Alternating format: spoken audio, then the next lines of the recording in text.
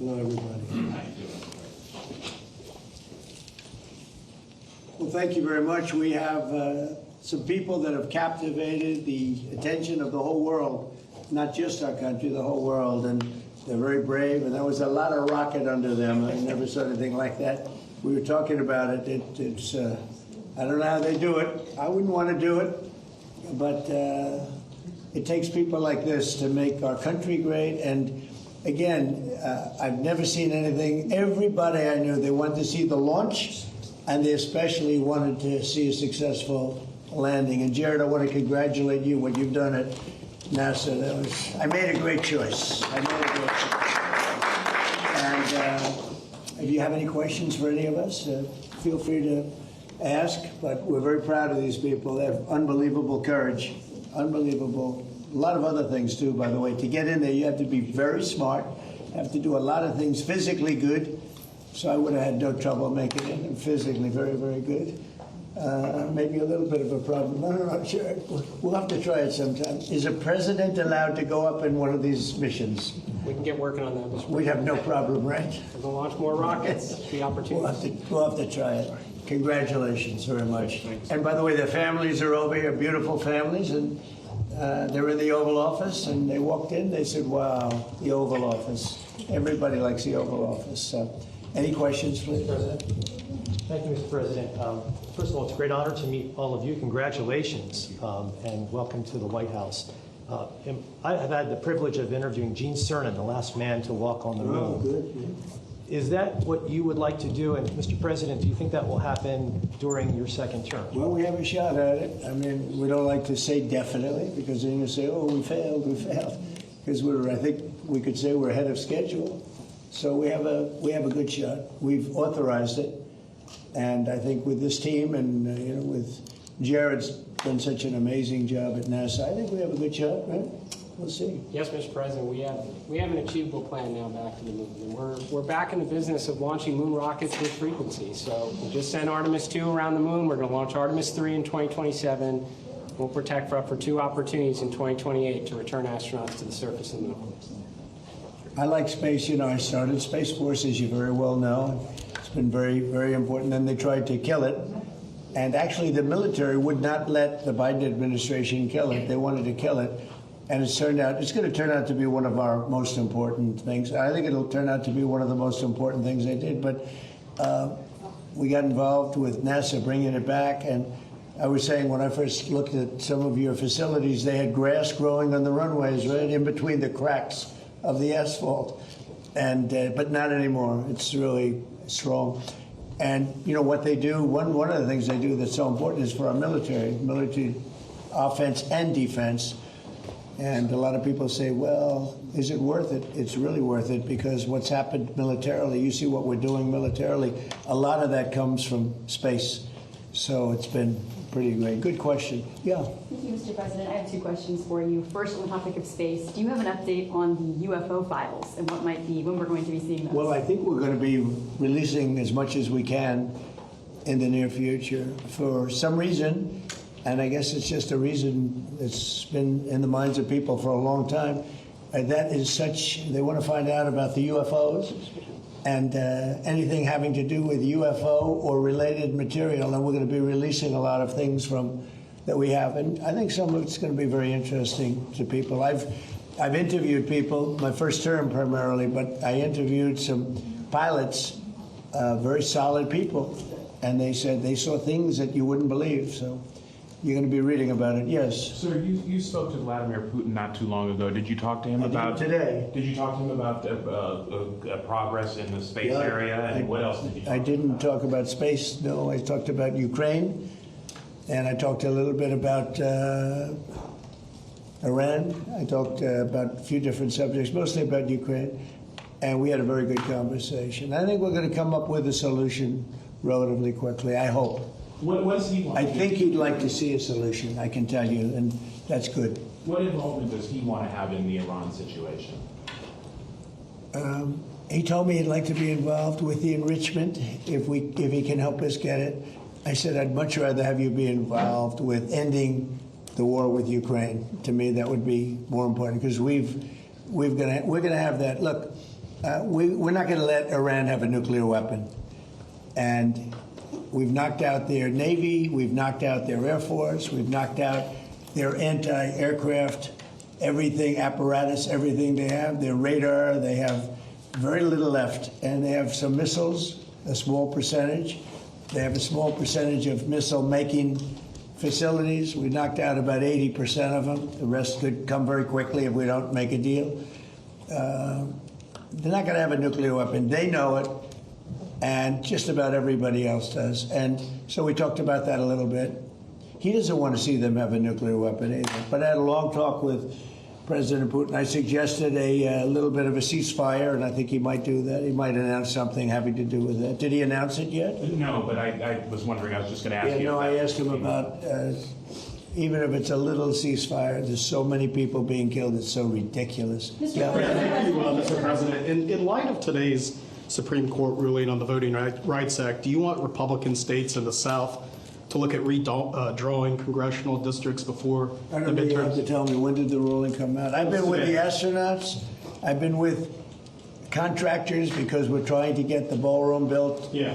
ahead of schedule. It's right on schedule. It's ahead of schedule now. I want to keep it that The ruling way. came out today. And I was also with commissioning some people, but one of, David Warrington's son, I don't know, you know David, everybody knows David. He's got this incredible son, so he was just sworn in, so we had other things. Tell me about what happened. Well, some think that the ruling could create more Republican-held congressional seats in the South. That's good. Yeah, would you That's the want kind of ruling I like. Would you want them to When did proceed? that happen? Well, the Supreme Court ruled on it this morning. Really? Is that right? You tell me about the ruling. Well, I have a question, This is Mr. CNN President. fake news. On your call with President Putin today, do you think the war in Iran ends first or the war in Ukraine?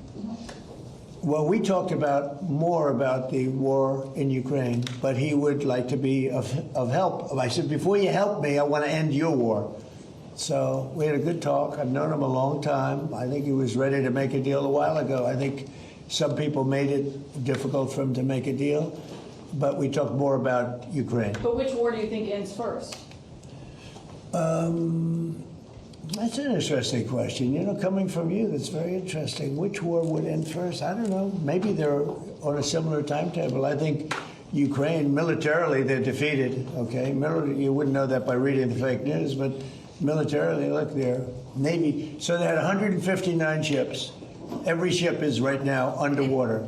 Typically, that's pretty good. What do you think, Jared? I mean, it's going to be hard for them to make a naval comeback. Okay, now they have an Air Force. Every one of their planes has been shot down or has been decimated.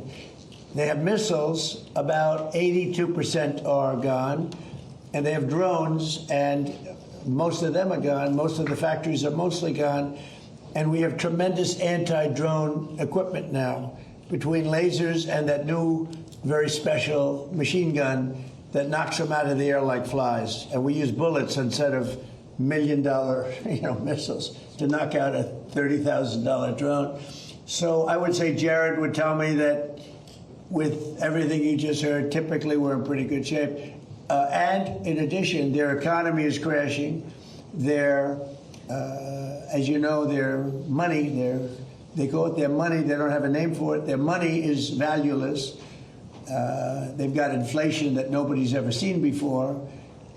Other than that, I think they're doing quite well. If you read the New York Times, you'd say they're doing wonderfully because it's fake news. Or if you watch CNN, I mean, you cover it all the time. You think they're doing well. Do you think they're doing well where they have no Navy, no Air Force, no anti-aircraft apparatus, other than what they may have put there? They may have brought in some light stuff during the ceasefire, and we know exactly where it is, so it'll be knocked out within the first 15 minutes. You're about to Mr. President. Thank you very much, Mr. President. I want to go back to the Supreme Court ruling on the Voting Rights Act. I know you said you haven't seen it. When did it come out? Just now? No, it came out this morning, but basically very much narrows the Voting Rights Act. Was it considered a win for A who? win for Republicans? I love it. absolutely. But my question... This is a very good, we can end this news conference right now. I want to read it. My question Wow. for you, Mr. President, is that some Republican governors have not responded in terms of what they're going to do. I guess early voting, for example, in Louisiana. Republican governors, what? Republican governors. What about it? Early voting begins Saturday there, for instance. should they redraw the map in the next couple of I would. I mean, it depends. I mean, some states don't need to redraw, and some do. I mean, I know what the concept of the rule. I just haven't seen the result. Yeah, I would say generally, I would think that they would want to do it. Some are greatly helped, and some, you know, didn't make much difference. Yeah, I would say they would do that. They have time to do it. Yeah, please. Thank you, Mr. President. I wanted to ask you, there's a lot of drama on the House floor today. Several bills were stalled, and a rule took 2 hours to pass today, and there's still some tension over the Farm Bill. Do you think that you need to get more involved legislatively on Capitol Hill? Well, we want the Farm Bill. The Democrats don't. We want security, okay? We need security. We want security. The Democrats don't think we need security. They actually do, but they suffer greatly from Trump derangement syndrome, like at levels that nobody's ever seen. They're sick people. There's something wrong with them. They don't want to pay anybody for security. They don't like ICE. They don't like Border Patrol people. They don't like the people that keep us safe. You know, when they ran this, they let 25 million people into our country, and many of those people were from prisons. They were from mental institutions, drug dealers, murderers, 11,888 murders, half of whom committed more than one murder. They think that was fine. I happen to like law enforcement. They essentially want to defund law enforcement, and I don't think the public's going to let them get away with it. You know, we got it all approved in the great big beautiful bill, and they want to renegotiate. We don't like that. Yeah. Today, Mr. President, the King's speech that he made to Congress, he spoke strongly, forcefully about the necessity for a strong NATO alliance. He also spoke about the necessity to continue to support Ukraine. Did his speech in any way change your thinking on either of those issues? Well, you have to understand, my thinking is, I think, exactly correct, but I was very disappointed with the fact that when we called on them to give us a little hand, we didn't need it. I actually did it just to see whether or not they'd be there. When we called on NATO to give us a hand with Ukraine, and in particular the most recent, you know, we asked them to do certain things on Ukraine, and we also wanted them to do things with Iran. And on Ukraine, they're very much involved, but they didn't do things the way we would like to see it. You know, it's been going on for a long time. And on Iran, they weren't there. As you know it better than anybody. They weren't there. The king is fantastic. We spent a lot of time together. We had a lot of talk. We talked about this also. And he loves his country, and he's a great king, and he's a great friend of mine. And I think if he were doing that, if that were up to him, he would have probably helped us with Iran. He would have followed the suggestions we made with respect to Ukraine, because, you know, we have some disagreements on Ukraine, and not having to do with NATO so much as European countries. But no, he's coming back tomorrow. We had an incredible evening last night, and he's leaving tomorrow. He's going to come back and see us before he leaves, and but I think he's a phenomenal representative for his country. I think the people in the United Kingdom should be proud. I loved his speech yesterday. I watched it. I loved the speech last night. I don't know about my speech. I thought my speech was okay too, but I thought he was. I think he's an unbelievable king, and by the way, an unbelievable queen. They are a great couple. Mr. President, this morning, we were talking about how busy you were this morning. James Comey was in court. He self-surrendered. He's now been charged a second time, this time over a social media post with seashells that said 8647. Do you really think that he was endangering your life or threatening your life with that? Well, if anybody knows anything about crime, they know 86. You know what 86? It's a mob term for kill 'em. You know? You ever see the movies? 86 'em. The mobster says to one of his wonderful associates, 86 'em. That means kill 'em. It's, I think of it as a mob term. I don't know, people think of it as something having to do with disappearing, but the mob uses that term to say when they want to kill somebody, they say, 86, the son of a gun.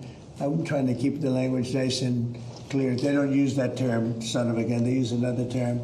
But that's a mob term for kill 'em. Yeah. But do you really think your life was in danger? Probably. I don't know. You know, based on what I'm seeing out there, yeah. people like Comey have created tremendous danger, I think, for politicians and others. Comey is a dirty cop. He's a very dirty cop. He cheated on the elections. He tried to help Hillary Clinton, as you know. He dismissed a lot of things that he should have proceeded with. I wasn't involved, but he should have proceeded with. No, he's a dirty cop. He's a crooked man, yeah. Mr. President, you just described there's been disagreement between the U.S. and Keir Starmer on support for Iran. Did your visit with the king smooth that over or create any more? My visit with the king really was it was extraordinary. I mean, he's an extraordinary man. He's an extraordinary person. And, yeah, it helps from the standpoint that, when you like the king of a country so much, it probably helps your relationship with the prime minister. But, in that case, the prime minister, I said, do you want to send a little help? He said, no, we'll send it after you win the war. I said, that's not good. That's not good. What do you think of that, Jared? Sending help after we win the war? I don't know. Some of that bothers me. I don't want to get you guys involved, but I can imagine what you're thinking. The United Arab Emirates, the UAE, they pulled out of OPEC. Yeah. What do you think about that? I think it's great. I think it's great. Look, I know him very well, Mohammed, and very smart. And he probably maybe wants to go his own way. That's a good thing. I think ultimately it's a good thing for getting the price of gas down, getting oil down, getting everything down. They have it all. He's a great leader, actually. So, no, I'm okay. They're having some problems in OPEC. Mr. President, Kevin Warsh passed a hurdle today. The Senate Banking Committee confirmed his nomination. It will go to the Senate floor. We He'll need be on the somebody. Fed in mid-May. Is it your expectation that he can persuade the other Fed governors to lower interest rates? Well, we'll because they haven't see. done They so should, recently. because it's a good time to lower them. We're the most prime country anywhere in the world. We're right now having investments made in our country at a level that nobody's ever seen. No other country's ever seen it. Tens of billions of dollars are being invested. Factories, auto plants, AI. I mean, not just AI, because AI is, we're leading China by a lot in AI, as you know. I'm letting them build their own electric plants. They're building them, otherwise you could never do it. It was a concept that I came up with. I'm very proud of it. And by the way, they're building electric plants that people in the utility industry have never seen before. They're saying, man, that's incredible. So they're building these massive buildings that cost billions of dollars, and they're building their own electric plants. So they're not taking from a source or the old grid, an old grid that would be able to do it. No, we're leading with everything. But in the history of our beautiful world, there's never been a country that has so much money being invested in it as us. And tremendous number of auto plants, by the way. The auto plants are coming out of Canada, Mexico, Japan, South Korea, Germany. They're all coming to the United States. And the reason is I have a very smart tariff policy. We were taken advantage of for years. We were being ripped off by other countries for years. And those days are over. Yeah, please. Mr. President, regarding Iran, how long are you prepared to maintain the blockade? Could that go several more months? Well, the blockade is genius, okay? The blockade has been 100% foolproof. It shows how good our Navy is, I can tell you that. Nobody's going to play games. We have the greatest military in the world, and I built much of it during my first term, and we've been building it since. And the greatest anywhere in the world, nobody even close. And you see that, whether it's Venezuela, and they have a good military in Venezuela, but it was over in one day. It was actually over in about 48 minutes. Iran, the same thing. I mean, militarily, we've wiped them out. They have no military left. It's all, the Navy's at the bottom of the sea. The Air Force is never going to fly again. We've got an amazing military. Now they have to cry uncle. That's all they have to do. Just say, we give up. We give up. But their economy is really in trouble. So it's a dead economy. So can the economic fury and the blockade get Iran to nuclear talks fast enough, or do you think another wave of strikes will be necessary? I don't know. It depends. We're having talks with them now, and we're not flying anymore with 18-hour flights every time we want to see a piece of paper. We're doing it telephonically, and it's very nice. I make a call, or I have my people make a call, and you know the answer. I always like face-to-face. I consider it better. But when you have to fly 18 hours every time you want to have a meeting, and you know what the meeting's all about, and you know they're going to give you a piece of paper that you don't like before you even leave, it's ridiculous. They've come a long way. The question is whether or not they're going to go far enough. So at this moment, there will never be a deal unless they agree that there will be no nuclear weapons. Yeah, go ahead, please. Are you considering relocating NASA's headquarters out of D.C.? States like Florida, Texas, and Ohio have expressed interest. You're going to have to say it differently. Sorry, are you considering relocating NASA's headquarters out of D.C. once the lease is up? States like Texas, Ohio, and Florida. Well, the best man to tell you that is the man standing right over here. You heard that question? With those beautiful ears of yours? He's got great hearing, you know, he's got super hearing. Trick of the trade, sir. What's the answer to that? I think the answer to that is we have 10 amazing centers around the country that all kind of bubble up to contribute to the mission we're able to undertake, like Artemis II. I think in terms of the headquarters, we have a lot of people very interested in our mission. So being here in D.C. gives us the opportunity to kind of interact from all our stakeholders, make sure we make the right decisions for the nation. Yeah, D.C. is an advantage, I guess, for you. It's got to go around. It's got to see some senators, make sure they keep going, right? Yes, Mr. President. Yeah, probably staying around is not so bad. And importantly, Washington, D.C. is now one of the safest cities in the country. When I came here a little more than a year ago, it was a very unsafe city. And now, maybe even more importantly than that, we have the hottest country anywhere in the world. And you helped make it hot. You know, you helped make it hot. When a year and a half ago, and I say it a lot, the King of Saudi Arabia, but others also, the King of Saudi Arabia said, Mr. President, a year and a half ago, we thought you had a dead country. We thought the United States was a dead country, and now you have the hottest country anywhere in the world, and we do. And believe it or not, I mean, when everybody in the world was watching that incredible performance by NASA, these incredible people behind me, where they get the bravery, I have no idea. But you're a big part of it. You really are. We have the hottest country in the world. Thank you very much, everybody. Thank you, Brad. Thank you, Brad. Thank you. Be sure to like and subscribe for all the Fox News latest on YouTube and catch full shows streaming now on Fox One.